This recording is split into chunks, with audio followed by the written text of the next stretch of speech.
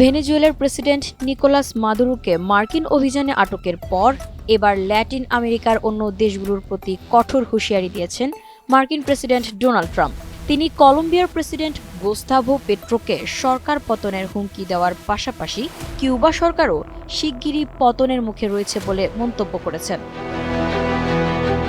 স্থানীয় সময় রোববার ৪ জানুয়ারি মার্কিন প্রেসিডেন্টের বিশেষ বিমান এয়ারফোর্স ওয়ানে সাংবাদিকদের সঙ্গে আলাপকালে ট্রাম্প কলম্বিয়া ও ভেনেজুয়েলার বর্তমান পরিস্থিতিকে খুব অসুস্থ বলে অভিহিত করেন। কলম্বিয়ার প্রেসিডেন্ট গোস্তাভো পেট্রোকে লক্ষ্য করে ট্রাম্প বলেন, বোগোটার সরকার একজন অসুস্থ ব্যক্তির দ্বারা পরিচালিত হচ্ছে, যে কোকেন তৈরি করে মার্কিন যুক্তরাষ্ট্রে বিক্রি করতে পছন্দ করে। সে খুব বেশি দিন এটি করতে পারবে না, আমি আপনাকে বলে দিচ্ছি। কলম্বিয়ায় মার্কিন অভিযানের সম্ভাবনা নিয়ে প্রশ্ন করা হলে ট্রাম্প স্পষ্টভাবে বলেন, এটি আমার কাছে ভালো পরিকল্পনা মনে হচ্ছে।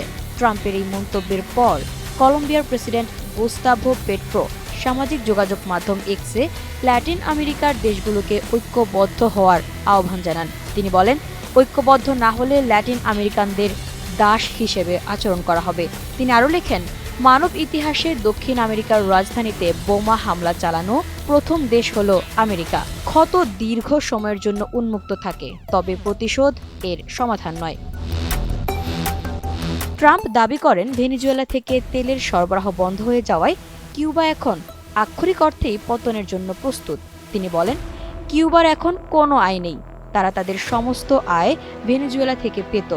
কিউবা পতনের জন্য প্রস্তুত ও অনেক কিউবান আমেরিকান এতে খুব খুশি হবেন। একই সঙ্গে মেক্সিকোর প্রেসিডেন্ট ক্লডিয়া শেইনবাউমকে ভয়ঙ্কর ব্যক্তি হিসেবে বর্ণনা করেন ট্রাম্প।